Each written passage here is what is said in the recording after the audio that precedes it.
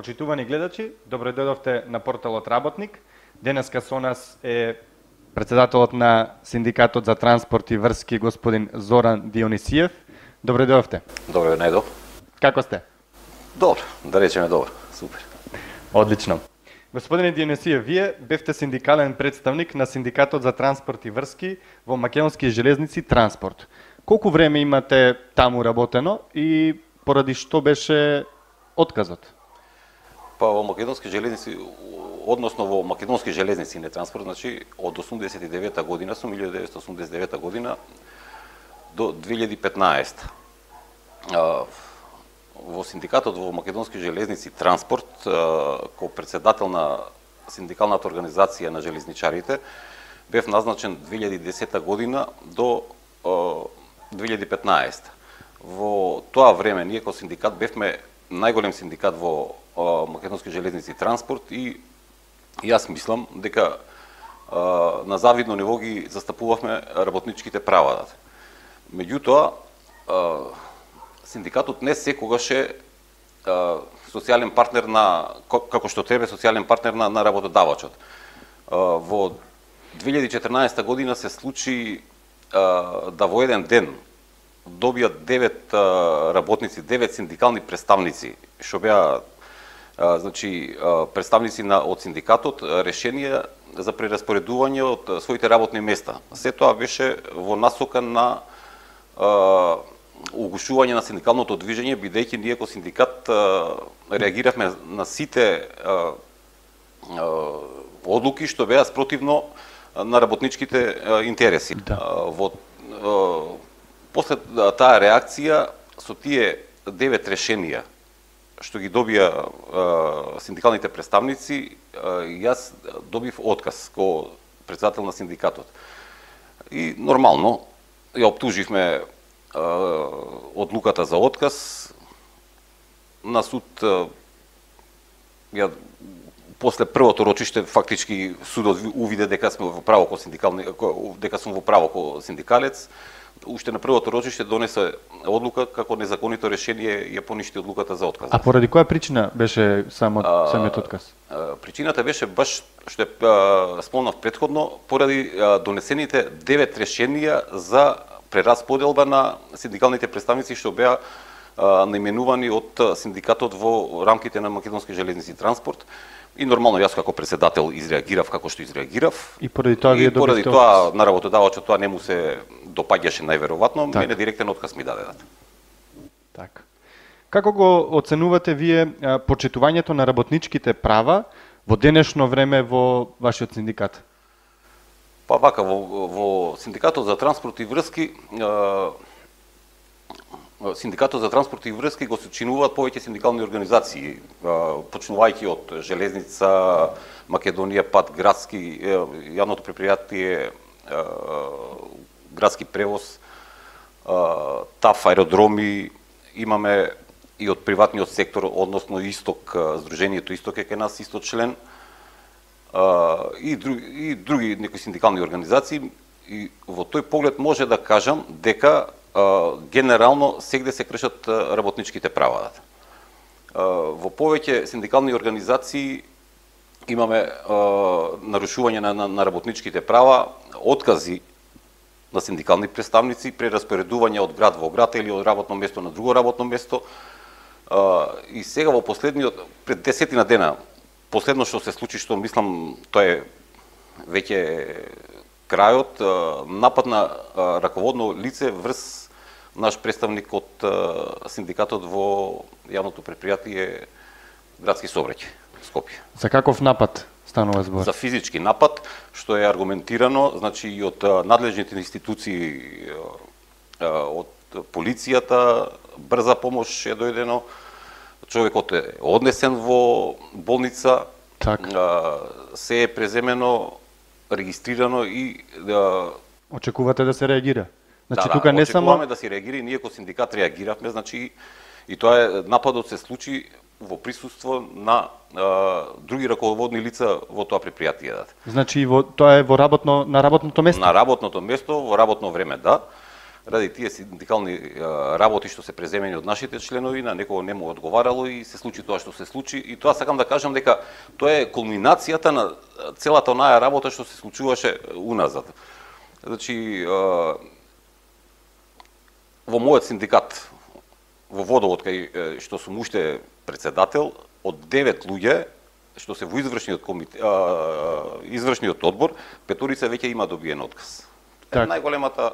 Вие имате и работено во тоа предпријатие и вие имате исто така добиен отказ во јавното предпријатие Водовод? Так, значи 2018 година исто поради синдикални активности во јавното предпријатие Водовод и канализација добив отказ поради тоа што нормално како синдикат се спротивставивме на одлуката да се намали платата 10%, односно стимулот што вработените во Водовод го земале со години. И генералниот директор усмено кажа дека ќе го намалат, ќе го скинат тој стимул. Наводно било тоа награда за вработените што доаѓале на работа, меѓутоа не е тоа така. И нормално ние како синдикат преземавме активности, дури тоа отиде и по медиуми, нели?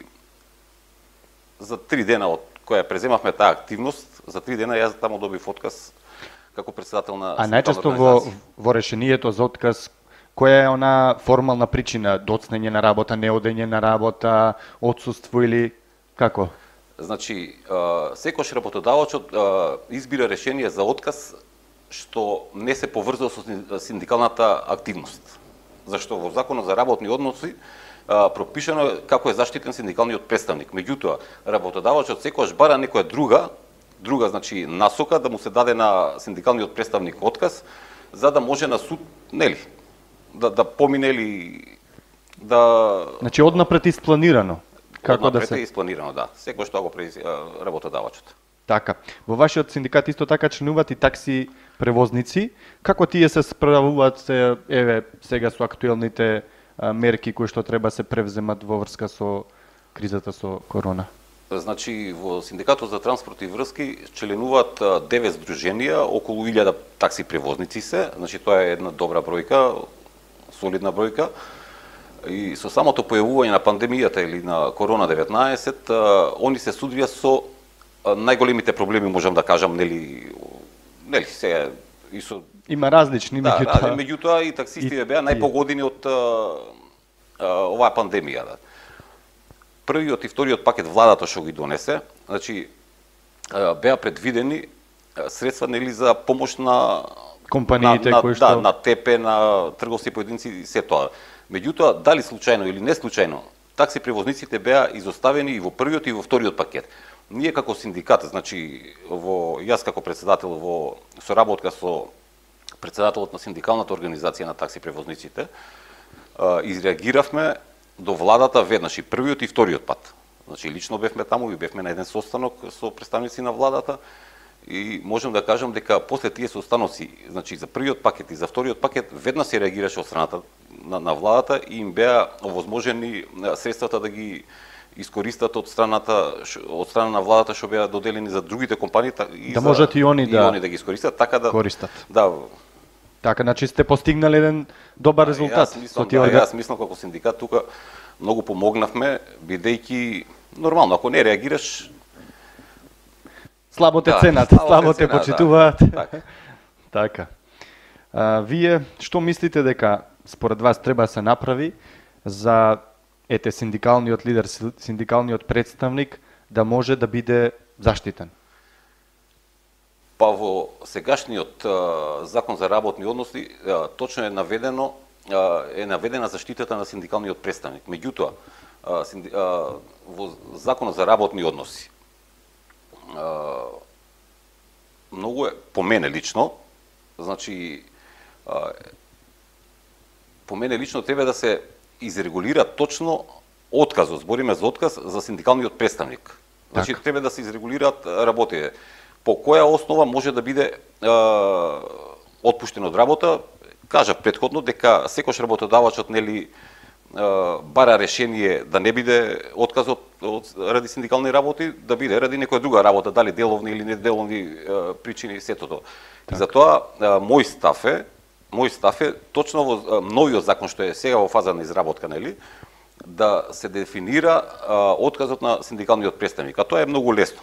Нормално, ако имаме конструктивна соработка со Министерството за труд и социјала, да го прифати нашиот предлог, да се изрегулира отказот на синдикалниот представник.